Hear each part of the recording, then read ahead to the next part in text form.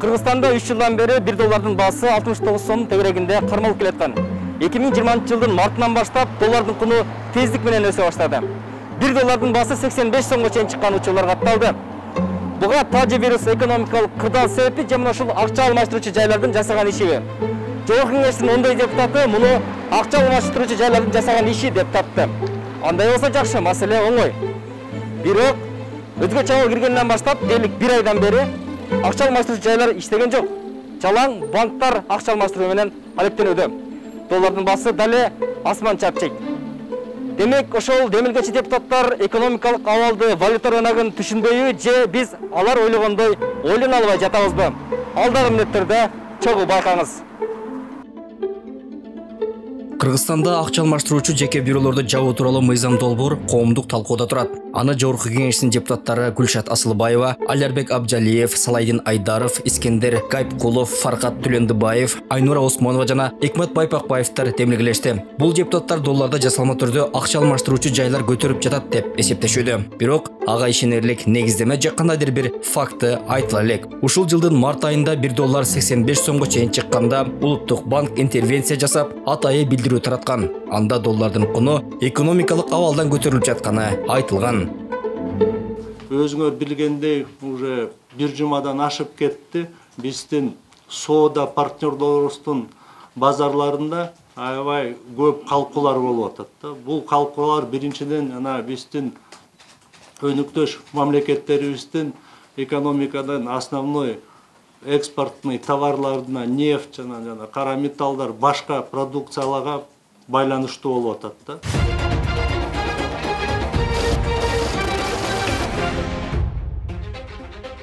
2020 жылдын 11 мартында 1 доллардын басы 69 сом 90 тыйындан 73 сомго көтөрүлсө, 19 мартта 1 доллардын басы 85 сомго чыгып кетти. 10 күндүн ичинде 1 доллардын басы дээрлик 15 сомго кымбаттады. Албетте, жеке акча алмаштыруучу жайлар мынчалык айырмага таасир эте албайт. Анткени жеке акча алмаштыруучу жайлар валюта рыногундагы операциянын 6% гана аткарат. Эгер акча алмаштыруучу түйүндөрү сүйлөшүп алып бааны өстүргөн күндө деле элде банктарды тандап алуу мүмкүнчүлүгү бар. Албетте, валюта рыногундагы экономикалык абал түздөн-түз таасир этүүдө. Буга Сауд Аравия менен Россиянын мунай баасын өндүрүшүн чогуу чаран аныктоо боюнча пикир келишпештиги себеп. Сауд Аравия өзү каалаган көлөмдө жана баада мунайын сата баштады. Натыйжада рублдун куну кетти. Рубль менен айлыгын алган Россиядагы кыргыз мигранттарына анан келип кыргыз сомуна сокко урду. Мындан тышкары доллар менен сырттан сатып алынган товарлар кымбаттады. Өткөн жылы Кыргызстан сырттан 4,5 миллиард доллардан ашуун акчага товар ташып кирип, ал эми чет өлкөгө болгону 1 миллиард доллардан ашуун гана товар саткан. Анын көбү Россия менен Казакстандын базарына киргендиктен кайра эле доллардын кунуна анчейин таасир эте албайт. Ал эми Кыргызстандын базарынын бери дегенде 80% сырттан доллар менен сатылып алынган товарлардан турууда. Нефттин баасына көз каранды, ошол эле пандемияга көз каранды. Азыркы учурда Кыргызстанда валюта рыногунда абал туруксуз. Ал эми акча алмаштыруучу жайларды жабуу менен валюта рыногун турукташтырабыз деген депутаттардын логикасын түшүнбөй жаткандар көп. Бирок анын кандай терс жактары болорун манжа менен санап жаткандар арбын. Биринчиден, бул банктардын монополистке айлануусуна шарт түзөт. Кыргызстанда ишмердүүлүгү кеңири тараган ондой гана банк бар. Алар чогуу сүйлөшүп, бааны көтөрбөйт деп эч ким кепилдик бере албайт. Ошол эле маалда кезек күтүү элди тажаттары турган кеп. Ал эми акча алмаштыруучу жайлар 500-дүн тегерегинде. Мындайда накты атаандаштык жаралып, кимиси ыңгайлуу болсо, эл ошого барат. Biz elge mümkünçülük түзүшүбүз керек. El акчасын алмаштырам десе, жеңил барып алмашыш керек. Бул биринчиден.